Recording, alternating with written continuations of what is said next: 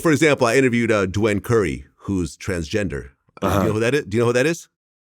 I don't think so, no. Dwen, she was featured on Trap Queens on BET. Oh, no. She actually was kind of a scammer herself, but I guess she was living with Moniece Slaughter, and she said Moniece would start messing with her probation officer, and then she snitched on her, and it's just like a lot of messiness when it comes to Moniece. It was definitely a relationship formed between my probation officer and her. Oh. And so that's where the tip-off comes from. So Moniece She had the nerve to sit up there when they came up into the house and they showed pictures of my friend, Lacey, and we were both in the halfway house together, and both federal felons are not even supposed to be in contact. And this girl, my friend, used to sit up there and watch her son. And soon as they pull the pictures out, and I'm sitting right there with her. I'm sitting right there. I'm watching her. And we, like, on the couch. When the people come in. Because they said it's not no warrant for your arrest. We just have to search the premises. Usually them motherfuckers be coming to get you, right? So they want to see if what she had to say is factual. They pulled the pictures out and they showed them pictures. Oh yeah, that's Lacey. She be over all the time. Violation. Boom. So you get sent back to prison over that? Yes. For how long? 2 years. Have you ever talked to Moniece after this? For what? That sounds about right. Yeah. That sounds about right. Okay. Was it after Moniece that you and Keisha started a date? Yes. Yeah. After the situation there, that's when I met Keisha. She brought some stability to your life, basically. Exactly, yes. Got it. Okay. And by 2015, you actually started a coaching business. Joe Smith Basketball Academy. Skills and development training. I started that actually when we were still in California. I had a couple kids out there that I was training, a couple girls, I think like 2 boys that I was training out there, getting it started. When we moved from California to Georgia, I picked it up and was, just wanted to keep it going in Georgia as well. Well, in 2018, A-Rod had a TV show that he featured you on. And I guess at the time, you only had $3,000 in the bank. And he basically worked with you on the show to essentially try to build up your business and get your income higher. Right. How hard was that to be making so many, tens of millions of dollars, and now you only have $3,000? And were you in debt at that time also, or no? Yeah. Yes. So you were in debt and you only had $3,000 to your name. Pretty much a low point. Yeah, I mean, it's a very low point. And like I said, when I say I was in a deep depression, like mentally messed up, I'm telling you, I was there. And but I mean that TV show I thought would help more. With the stuff that they was saying that they would do and saying that they would help me with, and but once we finished shooting, that was it. I couldn't get in touch with anybody at the TV show. Whenever I had an issue at the gym, I couldn't get in touch with nobody that said that to give them a call if I had issues. And, so I was kind of just left out to dry after that show was aired. I mean, in retrospect, do you regret doing that show?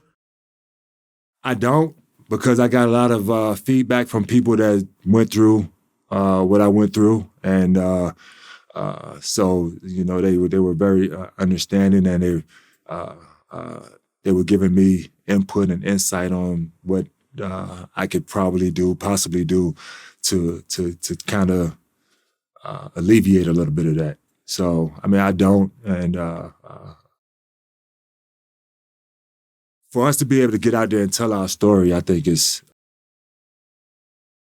athletes, I think that's something that's, especially when we go through a situation like this, I think that's something that we have to do for the next generation.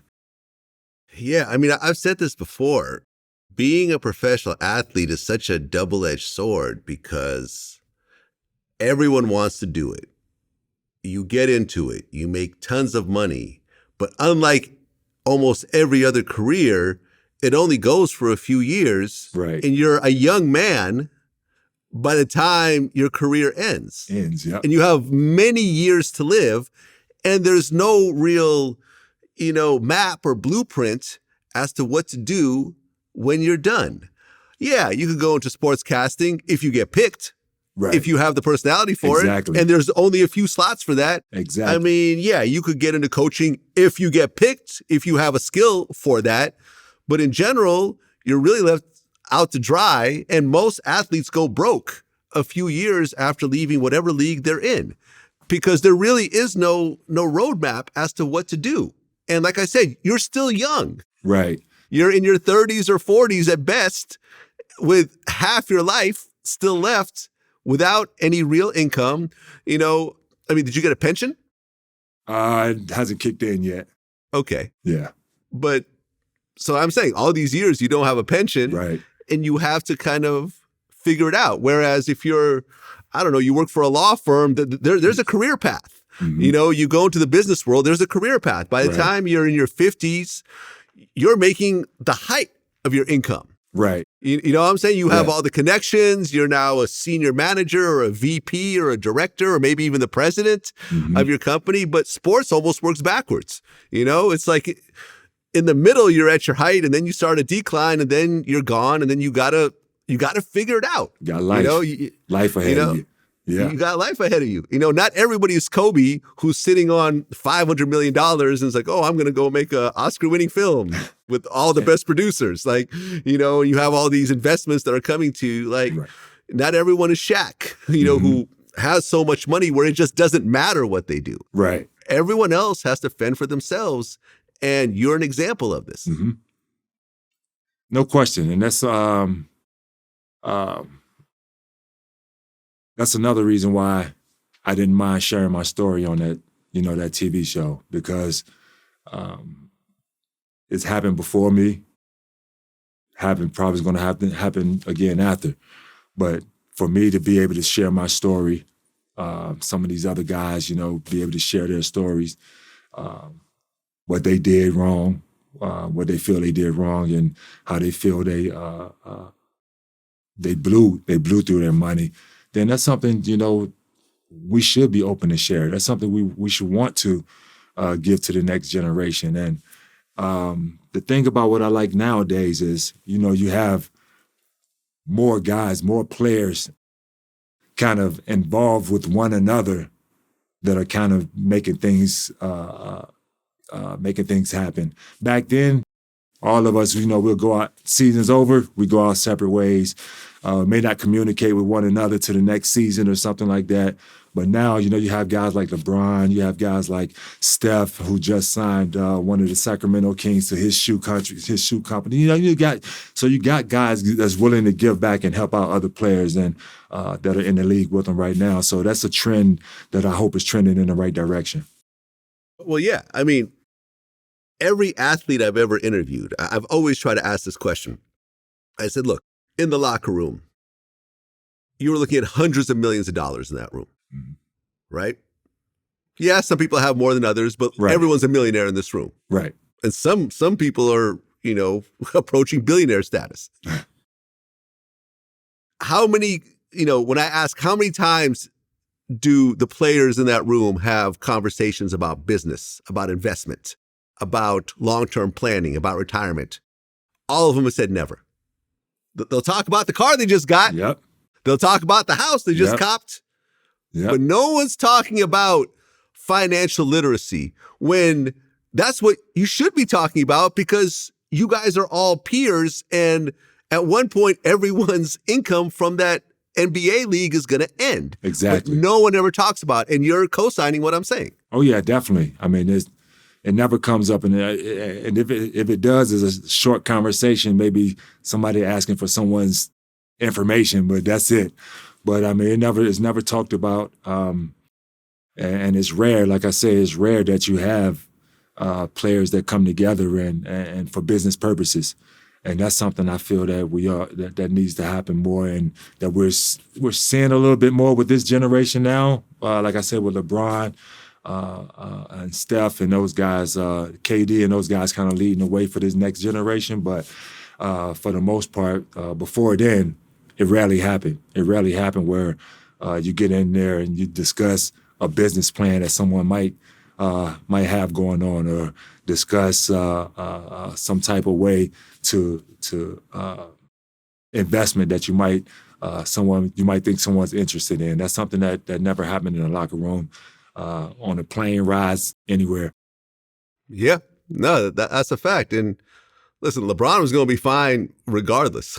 You know what I mean? Like, Steph is going to be fine regardless. The way he's showing and trying to kind of pulling these younger guys under his wing and showing these guys that don't just go out here blowing your money on cars and stuff. I'm gonna show you another way, to use your money and make your money work for you.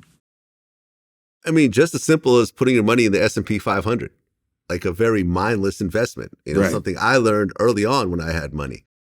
Just that type of information being put out there. Like, listen, take all your money, put it in the S&P 500. Don't invest in your friend who's starting the record label. Don't put your money in this multi-unit property that this guy you just met is trying to get you to invest in. Right. Like, invest conservatively. So by the time you're done, that money will grow, because the S&P 500 has always grown over time. Yes. But these types of conversations aren't out there, and it's really too bad, because you have these young men who suddenly get dropped from the league, and then they don't know what to do. And ultimately, you have depression, you have bad decisions, you have women like Moniece taking advantage of you. And, ultimately they're the ones who really take all the damage. Right. And that's when you realize, that's what people don't understand and realize. I mean, one thing, even through this situation right now, that I'm going through at home with my wife, it's, we don't understand the type of influence that we have, around the world. And